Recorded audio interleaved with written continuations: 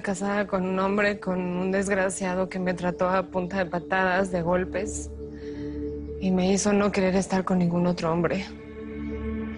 Me hizo huir, odiarlos y querer otra cosa.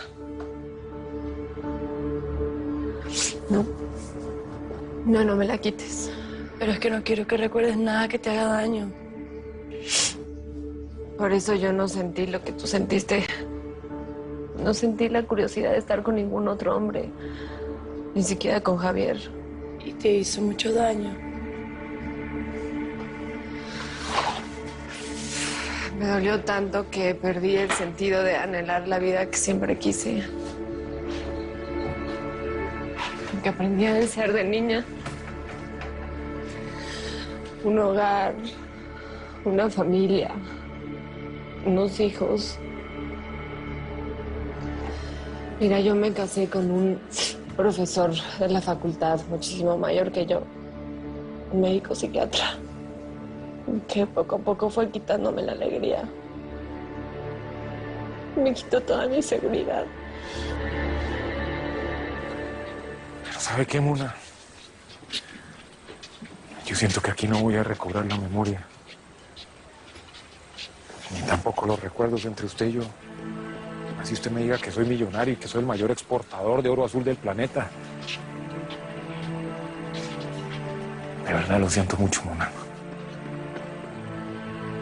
Javi, yo no te estoy presionando. Yo lo único que quiero es que recuperes la memoria. Y no sé, tal vez recorriendo todos estos lugares que pertenecen a ti te puedan ayudar. Oye, tú nunca volviste a ir a donde pasó el accidente. ¿Crees que te ayudaría a regresar a donde está el avión y ver todo eso? Hay gente muy mala que solamente quiere hacer daño en la vida. Y él ejerció toda suerte conmigo, a patadas, a golpes, a insultos. Estuve a punto de enloquecer. Ya, Beba, no digas más, por favor. Te estás haciendo daño. Todavía recuerdo el miedo que llegué a sentir.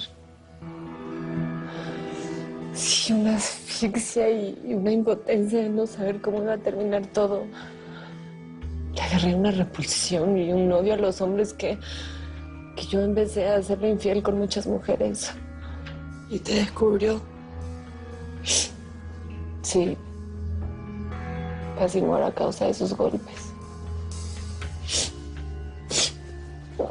Llegar aquí fue como caminar con el sol a la espalda, viéndose la oscuridad, solo queriéndome perder de mí misma, de estar lejos.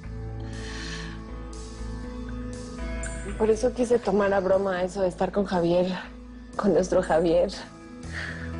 Pero todavía yo no sano. Yo me hago la fuerte, pero yo no sé si algún día lo logre.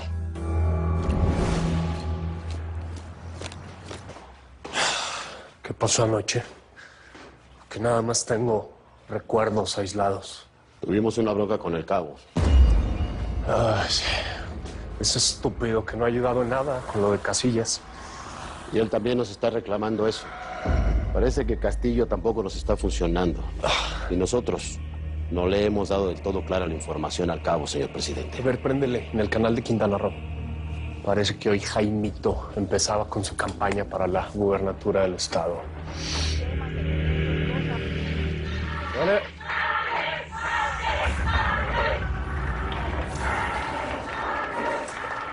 ¿Qué onda, papá? Pensé que me ibas a dejar solo con todo esto. ¿Qué te pasa? No digas estupideces, Jaime. El avión tuvo que hacer una escala inoportuna. Bueno, pues ya, que la gente esté desesperada. Claro, ya, tranquilo.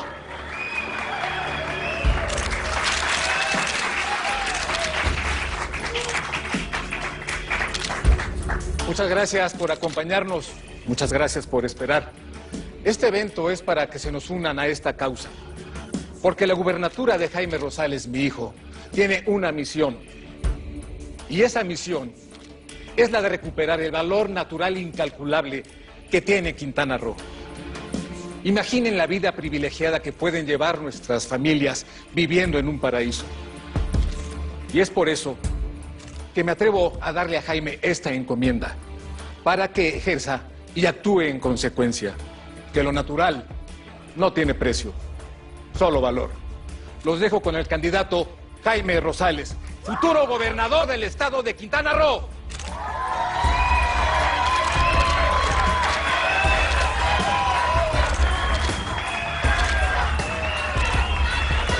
Gracias.